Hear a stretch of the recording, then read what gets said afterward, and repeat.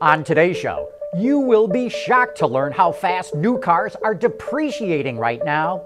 Uh-oh, here we go again. Volkswagen's top officers are in hot water, and a supplier company figures out how to make 3D parts a lot stronger.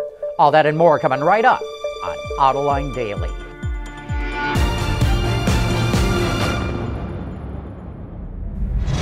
This is Autoline Daily, the show for enthusiasts of the automotive industry.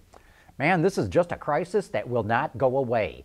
Volkswagen's CEO, Matthias Müller, is under investigation by German prosecutors over potential stock manipulation. They question whether he notified Porsche SE shareholders about the diesel emission crisis in a timely manner. Porsche SE is the holding company that controls Volkswagen AG. And Müller was the head of Porsche and a board member at that time. VW's current chairman, Hans-Dieter Pocht, and former CEO, Martin Winterkorn, who held positions at Porsche SE, are also a part of the investigation. Here's my Autoline insight. VW should have cleaned house and brought in totally new management to clean up after its diesel scandal. Otherwise, it looks like we're just facing another cover-up. Müller also announced that VW will not reveal the findings from its internal investigation into this scandal, after promising he would do so. Speaking of German automakers and diesels, Mercedes will not seek approval to sell 2017 diesels in the U.S. market. Last month, Daimler revealed it faces potential punishment over the use of possible defeat devices and diesel emission pollution. Reuters reports that the company has not decided whether to stop selling diesel passenger cars altogether in the U.S., but it recently won approval to sell diesel Sprinter vans. BMW lost its luxury sales lead to Mercedes last year and now says it's going into attack mode. A key to its strategy is rolling out more expensive large cars and SUVs, and we'll soon get a taste of what it has in store. On May 26, BMW will show off a concept of the 8 Series Coupe, which is slated to go into production next year. BMW's chairman, Harald Krüger, calls it a true luxury sports coupe, and it'll go head-to-head with the $110,000 Mercedes S-Class Coupe. You know, you're going to be shocked to learn how fast new cars are depreciating right now, and that is coming up next. Autoline Daily is brought to you by Bridgestone Tires, your journey, our passion. Dow Automotive Systems, advanced materials that deliver better results. And by Lear, a global leader in automotive seating and electrical systems. One of the drawbacks to 3D printed parts is strength. Because the print is built up over time, there's weak points at each layer. But BASF thinks it might have come up with a fix. It's a two-part solution that starts with a filament that's coated in a conductive, thin layer of nanoparticles. As the filament passes through the printing head, it's hit with an electromagnetic field to excite those nanoparticles. This allows for what's called chain diffusion across the interface of each layer, or in other words, it fuses those layers together. BASF says the parts it's printing with this process are as strong as any part that's injected molded with the same material. It also allows for different materials, even composites, to be used in the same print. We've been reporting on how prices of used cars are falling in the U.S. market because so many cars are coming off lease, and that's increasing the depreciation rate of new cars. Hertz says its depreciation rates increased 15% in the first quarter. It says new cars are now depreciating at a rate, get this, of $348 a month. You know, when people figure out the cost of operating a new car, they often overlook the depreciation. Hey, don't forget to join us for Autoline After Hours this afternoon at 3 p.m. Eastern Time live. That's when we go live with Floyd Wychalek. He's the engineer who helped GM develop the first fuel cell vehicle in the world 50 years ago. In fact, Floyd is now over 90 years old. Also joining us is Charlie Fries, who currently runs all of GM's fuel cell development.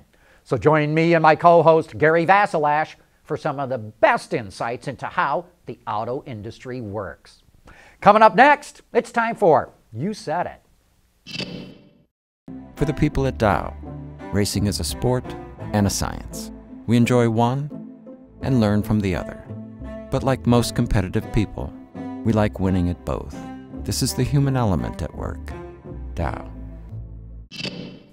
Okay, this is the part of the show where I get to answer some of your questions and comments.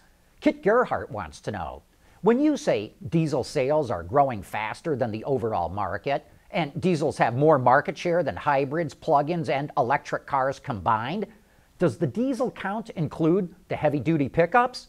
Yep, it sure does. In fact, those heavy-duty pickups account for about 13% of all diesel sales. Remember, the truck segment now accounts for 63% of the market, and improving their efficiency yields a bigger gain than improving the efficiency of passenger cars. GM veterans saw our report on that electric supercharger from Borg-Warner that Mercedes is using in conjunction with a turbocharger. He wants to know, why bother with the weight and expense of having the turbocharger as well? Why not just have one air compressing device that is electrically powered? Well, the electric supercharger is tuned for instant low-end boost.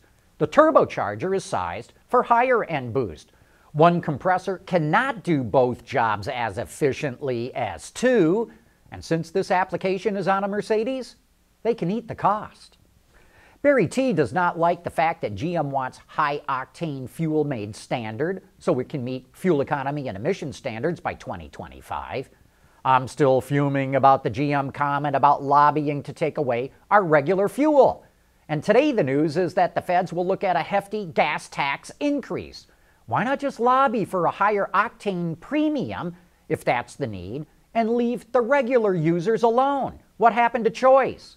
Well, if consumers have a choice, they'll just buy the cheaper fuel, and that would erase any of the efficiency gains. So it's got to be all or nothing, just like unleaded fuel.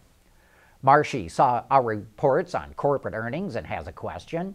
Help me understand the relationship between revenue, sales, and average transaction price. Both the GM and VW numbers suggest an average transaction price around $20,000. I know dealer margin doesn't close that gap, so what gives? That's a good question, since the average transaction price for a new car in the U.S. is $34,000. But that's in the U.S. GM and Volkswagen sell a lot of cheap cars in developing countries, especially in China, and that drags down the average transaction price. In North America, the number is closer to $30,000. Ron Paris did not like us saying that BMW paying entry-level wages of only $1.10 an hour in Mexico is disgusting. Stop conflating subsistence wages in third world countries with wage scales in highly industrialized countries. The prevailing wage that BMW and others pay these workers is simply a reflection of the horrible state of the Mexican economy. They are doing these workers a favor by investing in their country and providing steady, safe employment. There's nothing disgusting about that. Well, look, here's the kicker. Automakers pay their Mexican engineers almost the same as they pay them in the U.S., and they pay their managers the same wages that they pay them in the U.S. or Europe. You know, some automakers and suppliers pay their Mexican hourly workers as much as $9 an hour. So for BMW to pay $1.10 an hour is unethical. Hey, thanks for all your letters and comments. We like getting them, even when you disagree with us. But with that, we wrap up today's show. Thanks for watching, and remember, we'll be right back here again tomorrow.